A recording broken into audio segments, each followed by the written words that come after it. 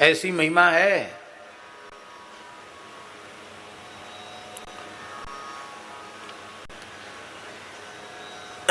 राजस्थान की घटना है। उस घटना का उल्लेख श्री नाभा गोस्वामी जी ने किया है। कम ध्वज के कपिचारु चिता पर काष्ठ जुलियाए, जयमल के जुधि माही अश्व चढ़ी आपुन धाये, घृत सहित भैंस चौगुनी श्रीधर संग सायक धरन, और चारों युग चतुर्भुज सदा भक्त गिरा सांची करन। इस छप्पे में कमधुज जी का चरित्र नाभा जी ने वर्णन किया है। उनका जन्म उदयपुर का था और राणा के वे सब उनके परिवार के लोग बड़े पद पर थे। उनके भाई राणा के दरबार में बहुत ऊंचे पद पर थे और भाइयों को भी बड़े पद पर कोई पहुंचता है तो और छोटों मोटों को भी नौकरी में लगा लेता जिसकी जैसी योग्यता। पर सबसे छोटे भाई कमधुज जी थे। उनकी रुचि केवल बचपन से ही भजन में रुचि थी। सीधे साधे सरल थे, केवल भजन ही करते थे और उनका सीधा साधापन, केवल भजन की प्रवृत्ति, उसी के कारण वे संसार के चक्र से बच गए। विवाह भी नहीं हुआ और भाइयों के विवाह हो गए तो उनका नहीं हुआ, क्योंकि बेटी देने वाला ये तो देखता है कि भैया ये बेटी का पोषण कर पाएगा कि नहीं। विवाह भी नहीं हुआ था उनका, रुचि भी नहीं थी उनकी प्रवृत्ति में, केवल भजन करते थे। तो बड़े भाइयों ने कहा कि देखो राणा जी के दरबार में हम तुम्हारा नाम लिखा देंगे, एक बार हाजिरी दे के आना पड़ेगा दरबार में, कुछ तनख्वाह मिल जाएगी, घर में काम आएगा। अरे भाई घर में खेती पाती है, आप सब कमा रहे हो, एक में नहीं कमाऊंगा तो क्या घाटा है। पर संसार की स्थिति ऐसी है, 10 कमाने वाले हों और एक खाली बैठकर खाने वाला हो तो 9 कमाने वालों पर लोगों की नजर नहीं जाएगी। जो खाली बैठ के खा रहा सबकी नजर उसी पर टेके। अरे तुम क्या करते हो, खाली बैठे बैठे खा रहे हो, कोई काम नहीं तुम्हारा। हमारे यहाँ साधुओं के आश्रम में ऐसा हो जाए तो बोलो, साधुओं के यहाँ हम 1 पैसे की किसी की नौकरी नहीं करते। करते हैं नौकरी, बताओ। और व्यापार की तो क्या चले, खोमचा वाला होता ना, ठिलिया लगा के दुकान लगाता, ऐसी दुकान भी नहीं है। ना तो किसी की नौकरी करते न व्यवसाय करते। और परिवार कितना बड़ा है,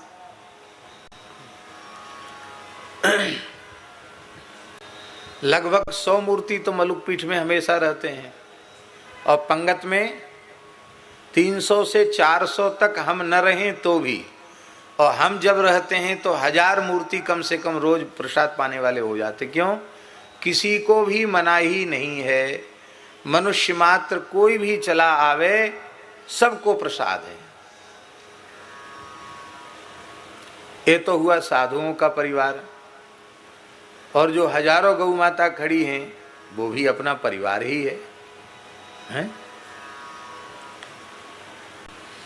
अब यहाँ एक कानून लागू कर दिया जाए गृहस्थों वाला कि भाई सब एक व्यक्ति सब जुटा रहा है, भाग दौड़ कर रहा है और सब बैठे बैठे खा रहे हैं, तो होगी गौ सेवा, संत सेवा होगी, अतिथि सत्कार होगा? नहीं होगा।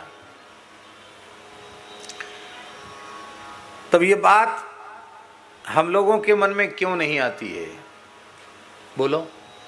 इसलिए नहीं आती है कि यदि हम यह सोचते हैं कि हमारे द्वारा चल रहा है तो हमसे बड़ा मूर्ख इस धरती पर कोई दूसरा नहीं है। भगवान ने कृपा करुणा करके हमें निमित्त मात्र बनाया है। हम अपना पेट नहीं भर सकते, हम दूसरे का पेट भरने का ठेका कैसे ले सकते हैं? ये सब कुछ भगवान के अनुग्रह से हो रहा है। भगवान ही करता है और भगवान ही कारयिता है। करने कराने वाले भगवान हैं, खाने वाले भी भगवान, खिलाने वाले भी भगवान, और खाने खिलाने की व्यवस्था जुटाने वाले भी भगवान हैं। ये बात मन में पक्की बैठी रहती है, इसलिए ये बात कभी नहीं आती कि भाई देखो भेंट दक्षिणा मिलती वो तो सब अपनी अपनी रख लेते हैं, तो और खर्च तो केवल स्थानधारी को करना पड़ता है। ये बात कभी मन में नहीं आती। क्यों नहीं आती? इसलिए नहीं आती कि हम थोड़ी कुछ कर रहे हैं, भगवान कर रहे हैं, भगवान ही कर रहे हैं, सच्ची बात है। लेकिन संसार की स्थिति है कि एक व्यक्ति यदि कुछ नहीं करता है तो वो सबकी नजरों में खटकता है। तो बात बात पर लड़ाई होती थी कि ये कुछ नहीं करता है, भोजन तो करता है, करता कुछ नहीं। यद्यपि कमधु जी घर में कोई कार्य दिखाई पड़ता था तो उसको कर लेते थे, सेवा भावी थे वो, लेकिन लोगों को था ये कमाते नहीं। तो इन्होंने कहा कि आप लोग तो नौकरी कर, अरे बोले तुम अपना नाम लिखा दोगे, 100-200 रुपया और घर में आ जाएगा महीने का, तो तुम्हारा क्या घाटा है।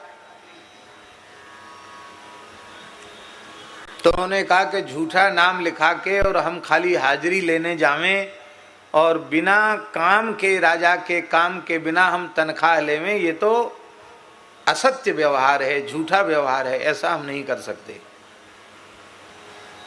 और घर में जब किसी वस्तु का अभाव नहीं है तो आप लोग हमको नौकरी के लिए बाध्य क्यों करते हैं? हम तो राम जी के नौकर हैं, हमको राम जी का ही नौकर बना रहने दो। अरे बोले राम जी के नौकर तो हो, खाते तो यहां हो। देखो पहले का है फिर खा, वर्णमाला में पहले क्या है? पहले वर्णमाला में है का और उसके बाद में है खा, माने पहले करो फिर खाओ। और तुम्हारे जीवन में का तो हटा दिया, खाई खा रह गया, ये ठीक नहीं है। इतनी कहा सुनी हो गई कि उन्होंने कहा ठीक है, तुम लोगों को ज्यादा खटक रहा है हमारा रोटी खाना, 24 घंटे में एक बार मैं भोजन करता हूं और यह तुमको अच्छा नहीं लगता तो ठीक है, अब हम जा रहे हैं। कहाँ जा रहे हो? बोले जंगल में चले जाएंगे, वहां भजन करेंगे, पेड़ पत्ती खाएंगे। क्या खाओगे? बोले राम जी जो खिलाएंगे वो खाएंगे। और क्या खाएंगे? कैसे रहोगे? बोले रह लेंगे, इसकी आप चिंता ही मत करो, हम रह लेंगे, घर छोड़ देंगे। भाइयों ने कहा कि चलो ठीक है, वहां रह लोगे, जो मिलेगा सो खा लोगे, पर एक बात बताओ, मान लो मर गए तो तुम्हें जलाएगा कौन? कौन खबर लेगा तुम्हारी? जलाएगा तुम्हें कौन? तो उन्होंने कहा कि हम ही अकेले मरेंगे, आप लोग नहीं मरेंगे क्या? आप लोग भी तो मरेंगे, आपको कौन जलाएगा? बोले हमारे लड़के बच्चे हैं, वो हमारा दाह संस्कार करेंगे, तुम तो कुछ नहीं आगे पीछे, तुम्हारे कौन जलाएगा? घर में रहोगे, घर में मरोगे, कुछ कमाओगे तो कोई ना कोई संस्कार भी कर देगा, गति भी तुम्हारी सुधर जाएगी। कमधु जी ने कहा कि हम जिसके नौकर हैं वो हमें जलाएगा, उसको चिंता है हमारी, आप लोग हमारी चिंता मत कीजिए। भाई भी थोड़े नाराज ज्यादा थे, उन्होंने कहा जाने दो इसको, किस काम का है हमारा, जाने दो।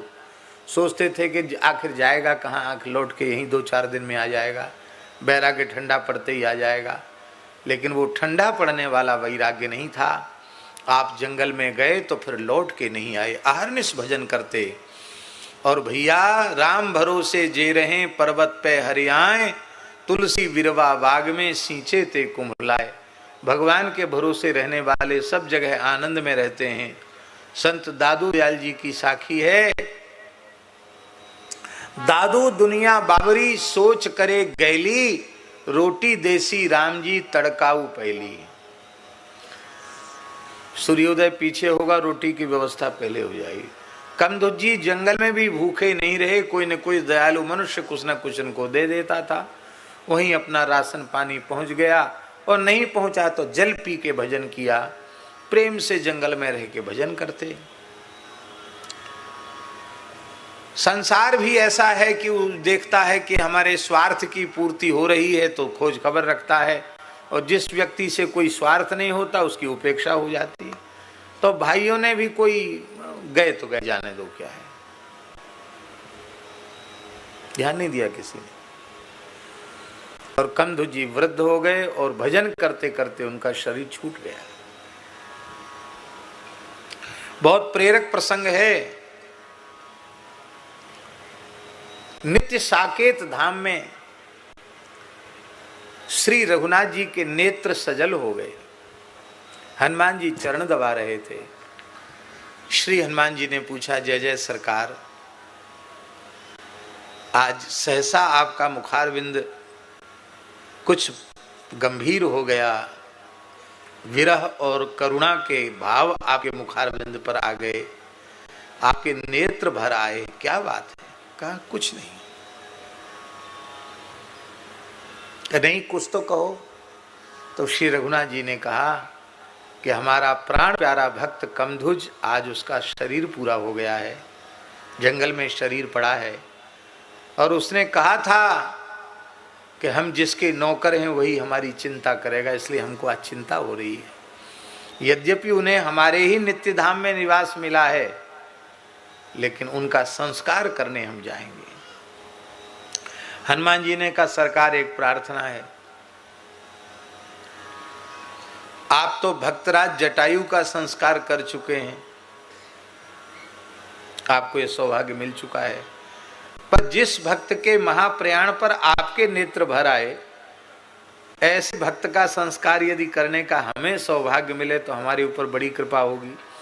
तो आपकी उपस्थिति में, आपकी हाजिरी में, और मैं यदि शास्त्र विधि से उनका संस्कार करूं तो मेरे ऊपर आपकी बड़ी कृपा होगी। रघुनाथ जी ने हनुमान जी को स्वीकृति दे दी।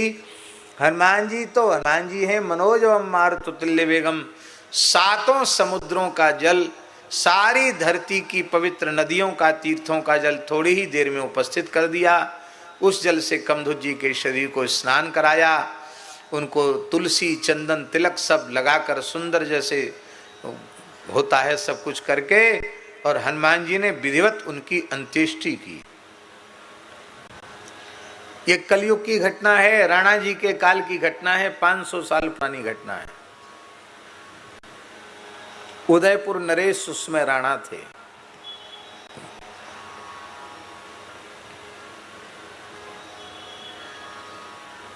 और महाराज उस जंगल में जितनी प्रेतात्माएं थीं, वो कमधुज जी की चिता के धुआं के लगने से मुक्त होकर सब भगवत धाम चले गए। ये भूत प्रेत भी कहीं कहीं घूमने फिरने चले जाते हैं। एक भूत चला गया था घूमने, वो बाद में साल भर पीछे लौट के आया। तो उसने देखा है तो जंगल सूना, हमारे काका बाबा दादा चाचा ताऊ सब चले गए, हमारे कुटुंब खानदान के लोग इष्ट मित्र कोई जिंदा नहीं, कोई भूत प्रेत यहाँ नहीं है, सब कहाँ गए?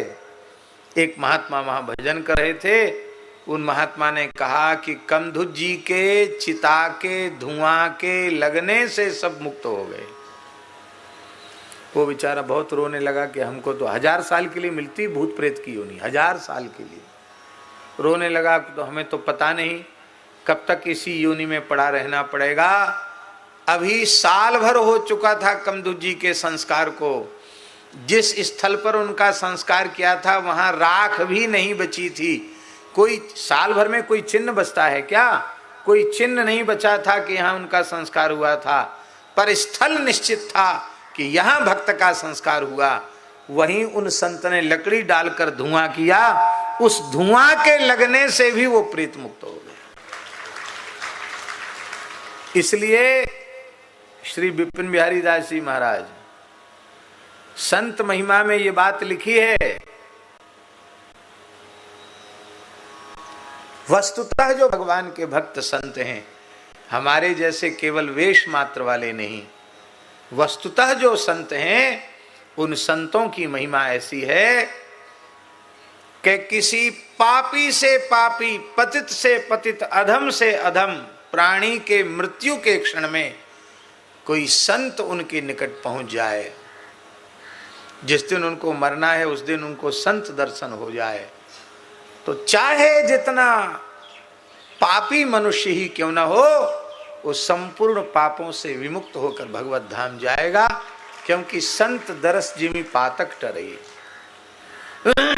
उसके पाप नहीं रहेंगे। पापम तापम तथा दैन्यम हंति संत सज्जन संगति ही, सज्जन की संगति पाप ताप दैन्य तीनों को समाप्त कर देती है। और सुन लीजिए आगे, मृत्यु के क्षण में, मरने वाले दिन नहीं, मृत्यु के समय नहीं, मरने के बाद किसी मृत देह पर किसी संत की दृष्टि पड़ जाए तो वह मुक्त हो जाता है।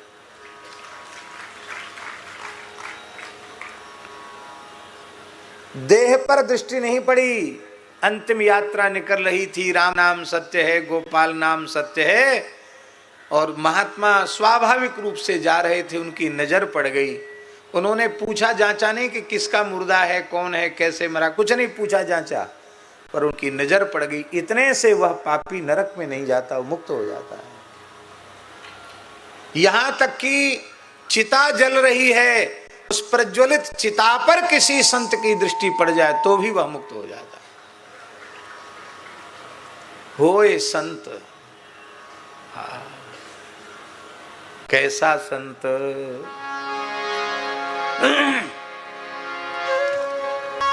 गुरु कृपा जिन नर पे कीनी तिहि है जुगत पिछानी, नानक लीन भयो गोविंद संग ज्यों पानी संग पानी। गुरु कृपा,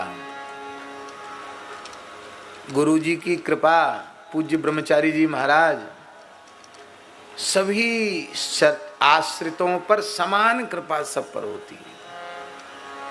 एक जैसा ही मंत्र सबको दिया जाता है, एक जैसी ही उपासना सबको बताई जाती है, पर वह गुरु कृपा प्रकाशित कहाँ होती है? जो अपने अंतःकरण को गुरु के अंतःकरण से मिलाकर एक कर देता है, उस पर कृपा प्रकाशित होती है।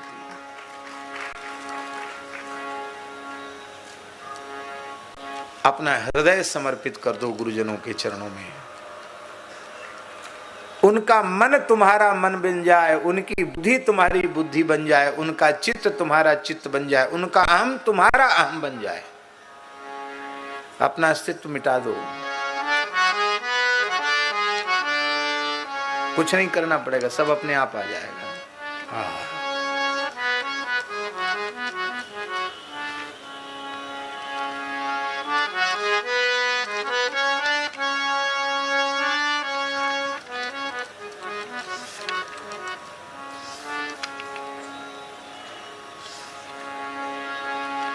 हाँ, श्री सीताराम जी महाराज की जय। श्री वृंदावन बिहारी लाल की जय। जय जय श्री राधे। क्या अब अधिक समय, यद्यपि सारी चर्चा सब सार्थक ही है,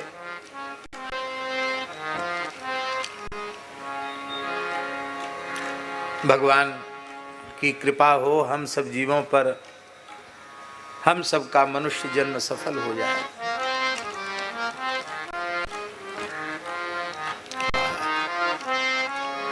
श्री रामचरितमानस अयोध्या कांड दोहा संख्या 210 है, 310। आप मोबाइल में निकाल सकते हैं और गीता प्रेस की दुकान यहाँ है, चाहे तो ग्रंथ भी ले सकते हैं। कल देखो कैसी विचित्र बात है, कल सब तीर्थों का जल आ गया भरतकूप, कल भरतकूप की स्थापना हो गई है? और आज सब तीर्थों का जल, सब तीर्थों का चरणामृत उन्हें मिल गया, भरतकूप का भी जल मिल गया उनको, भरतकूप का भी उसी में था। भगवान की बड़ी दया। कहत कूप महिमा सकल गए जहां रघुराव, अत्रि सुनायो रघुवर ही तीरथ पुण्य प्रभाव। कहत धर्म इतिहास सफीति, भयो घोर निसि सो सुख गीति। नित्य निवाही भरत दो भाई, राम अत्रि गुरु आयुष पाई। सहित समाज साज सब साधे, चले राम बन अटन पयादे। कोमल चरण चलत बिनु बनहि, भई मृदु भूमि सकुच मन मनहि। कुश कंटक काकरी पुराई, कटुक कठोर वसु पुराई। मही मंजुल मृदु मारग कीने, बहत समीर त्रिविध सुख लीने। तुमन बरसि सुरगन करि छाई, बिटप फूल फलितन मृदुलाई। मृग बिलोकी फल बोली सुबानी, सेवहि सकल राम प्रिय जानी। सेवहि सकल राम प्रिय जानी। सुलभ सिद्धि सब प्राकृत हो, राम कहत जमुहात। राम प्राण प्रिय भरत कहूँ, यह न होई बड़ी बात। यही विधि भरत भिरत बन माही, नेम प्रेम लखि मुनि सकुचाई। पुण्य जलाश्रय भूमि विभागा, खग मृग तरु तृण गिरि बन भागा। चारु विचित्र पवित्र विषय की, पूजत भरत दिव्य सब देखी। सुनि मन मुदित कहत ऋषि राव, हेतु नाम गुण पुण्य प्रभाव। कतहु निमज्जन कतहु प्रणाम, कतहु विलोकत मन अभिराम। कतहु बैठ मुनि आयसु पाई, सुमिरत सिय सहित दो भाई। देखि सुभाव सनेह सुसेवा, देहि शीस मुदित बन देवा। फिरहि दिन पहर अढ़ाई, प्रभु पद कमल बिलो कहीं जाई। प्रभु पद कमल बिलो कहीं आई। देखे थल तीरथ सकल, भरत 5 दिन माज। कहत सुनत हरिहर सुजस, गयो दिवस भई शाम। भोर नहाय सब जुरा समाज, भरत भूमि सुर तेरे